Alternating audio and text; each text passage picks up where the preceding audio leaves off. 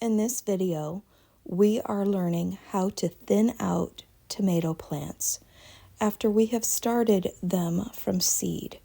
We have 4 examples, starting with 3 Baker Creek varieties and ending with garden staples grown in containers. This thinning out tomato process carries over into container gardening, raised bed gardening, 1-foot gardening, in-ground gardening, etc., etc. Why? Well, because no matter the method, we do not want our tomato plants to suffer or struggle for nutrients, sun, water, space, airflow, etc. See the importance? We will also touch on nitrogen at this stage of growth. By the end of this video, you will know exactly how to thin tomato plants for life. But first,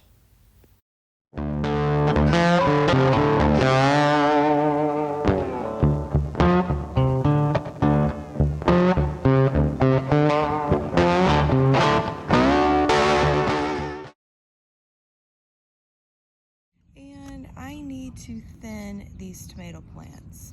No matter what variety you have, this is the same process and procedure.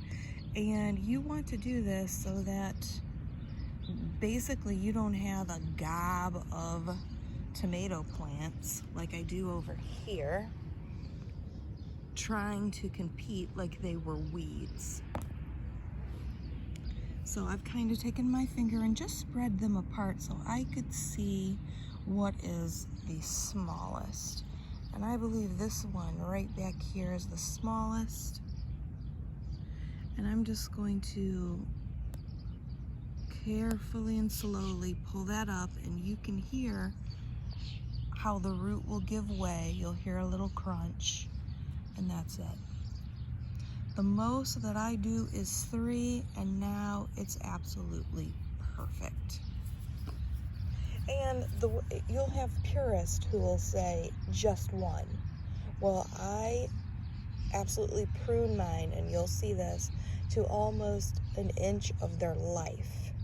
Therefore, I feel like I can get away with 3 only because I'm pruning that way.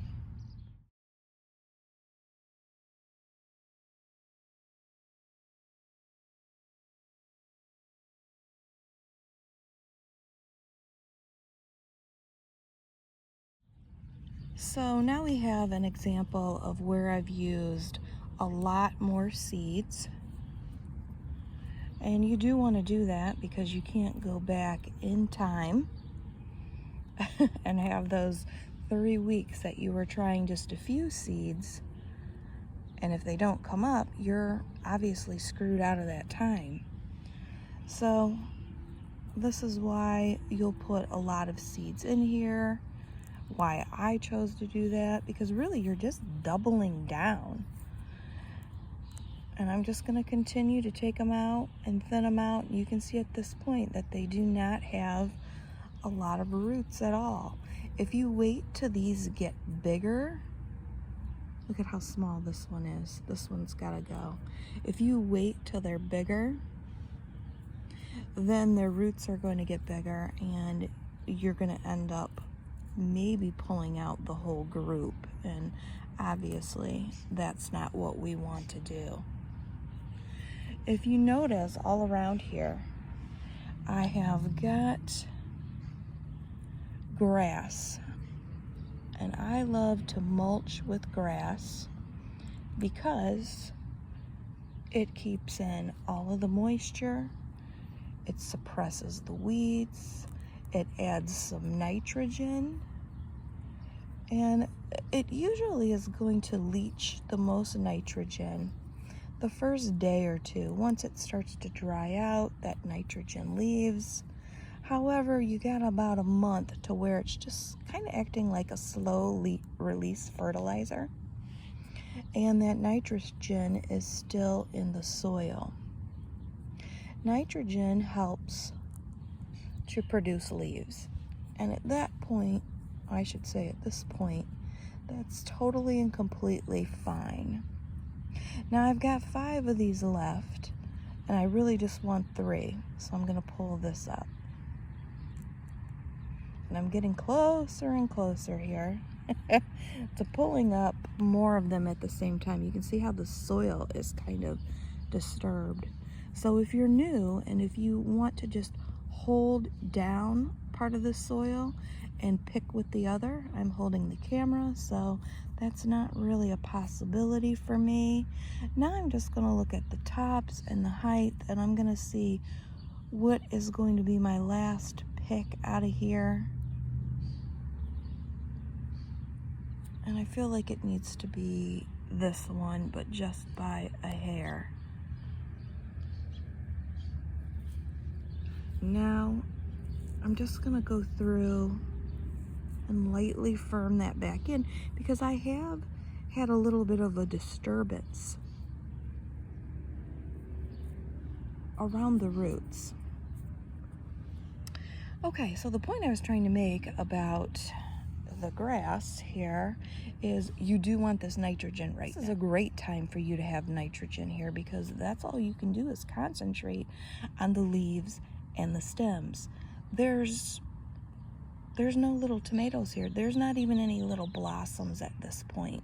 So by the time that starts happening, all of that excess nitrogen is going to be out of here. If your soil is already rich in nitrogen and you are afraid of that. I never am afraid of that.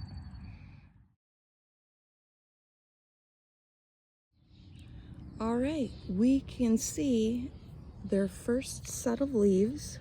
So that would be this right here. And then we can start to see their first true set of leaves, which looks more like a tomato leaf. This is when we know they're about 1 inch at this point, and now we can go ahead and it is safe for us to start thinning out our tomatoes.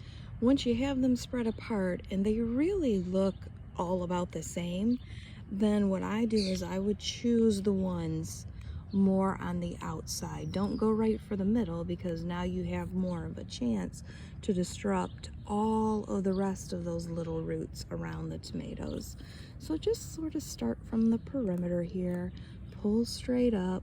I want to just leave my magic number of 3 because that works for me. I'm going to go with this one right here. All right, looking at our giant Belgium, and this is the biggest tomato start that I have got on the property, closely followed by the black creme.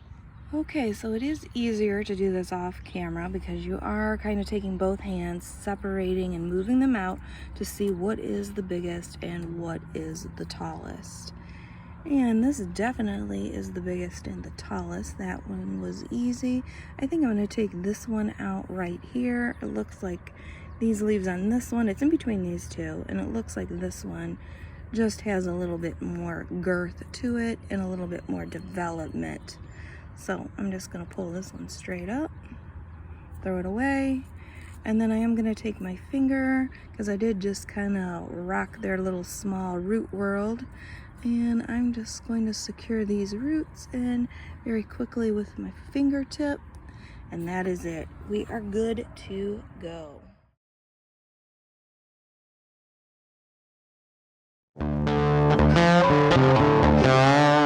Thank you so much for watching, and I invite you again to subscribe, as I have been gardening for over 40 years and have a lot to teach, show, grow, review, experiment with, and my favorite, a specific variety everything deep dive. So let's try new things together, mix it up, and have a glorious day.